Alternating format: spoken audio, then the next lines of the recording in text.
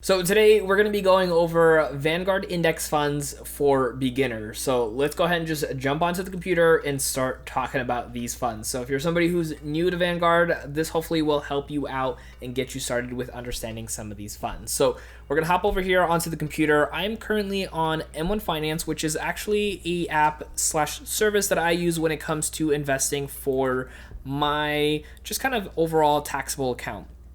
Now, what we're doing here on this account was we're doing some research under the funds just to kind of give you some basic information so you have some good understandings of what these Vanguard funds are. You might have heard of them before, but this hopefully will give you some more kind of ideas of what this all entails. So right over here, we have probably the most popular one people have heard of. I kind of cut that off. And that's called the VTI fund. Now, this is the Vanguard Total Stock Market Index Fund. And so what this really encompasses is quite literally every single stock in the stock market all put together into this one fund. Now, of course, this does have some different things here. So we're going to go over some of this information. So let me clear that up. First and foremost, the inception date for this was May 23rd, 2001. Has over 3,498 holdings. As you can see, 99.11 of that is 99.11% of that is U.S. stock.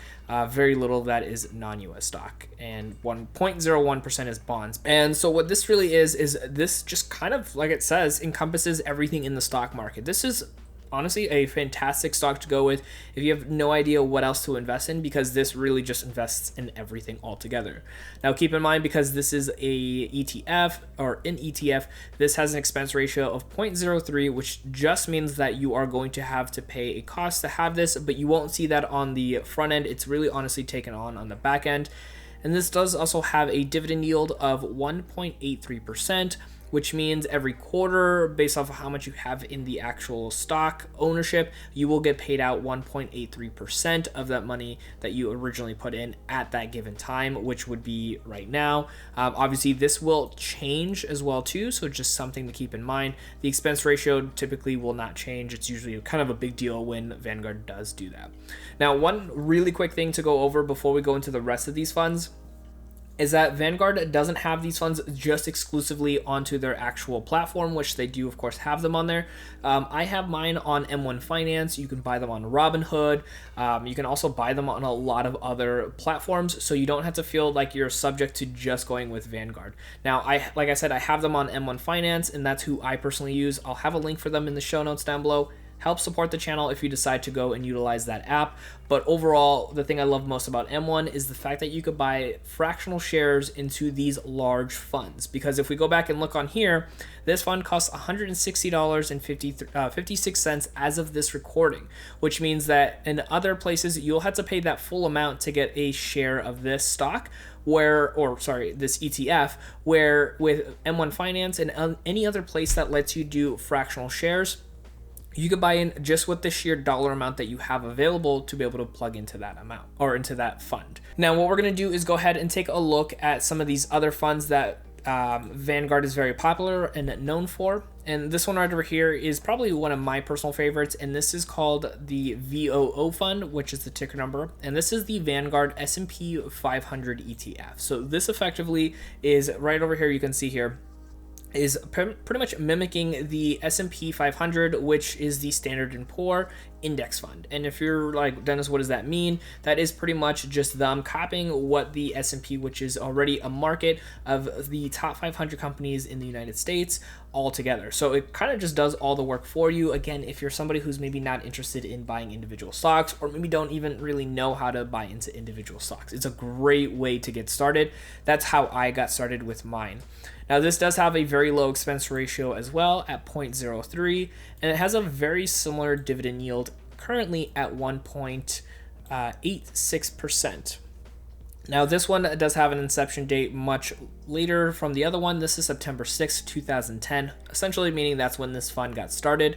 There is 516 holdings, so yes, that is of course more than 500, but it is pretty much right there. So there's a lot of overlap between the Vanguard S&P 500 as well as the VTI fund right over here, because all of the VOO funds are effectively in the VTI fund as well. So hopefully that made some sense. If not, leave me a comment in the comment section down below. I will hopefully maybe able to elaborate more if needed.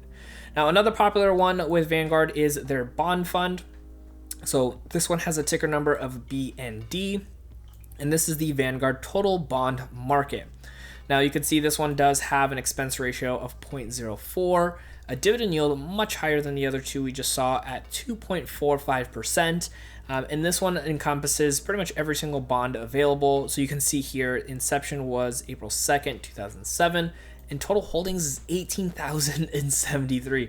That is a whole lot of holdings in one overall ETF, but it definitely gets you really diversified if you're somebody who wants to make sure that your money is spread across the board. So the next one we're going to take a look at over here is the VUG fund, which is the Vanguard Growth Index Fund.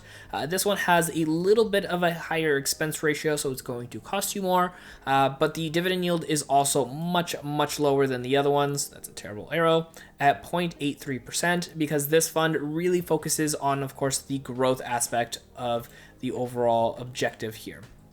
Now this one has an inception date of July 25th, 2004.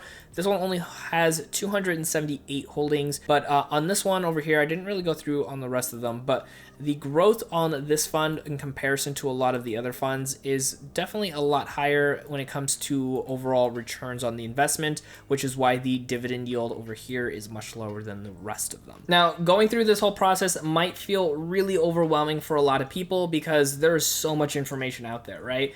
And there are tons of other Vanguard funds, more than just the ones that I mentioned. And then there's other types of ETFs and types of funds out there that you can get into. So do a little bit more research, but don't get hesitated to get started, even with a small dollar amount. The M1 Finance app that I was talking about earlier that I have linked down below, that is a great one because it's $100 to get started, and then you can start putting in small dollar amounts to really kind of get understanding of how the market works, how these funds kind of function for you, and what might work best for you long term. Getting started with a small dollar amount can really have an impact for you as you start learning and growing through the process of investing. Now, I want you to keep on learning with investing, so I want you to check out my next video right over here. My name is Dennis, and I will see you in that next video.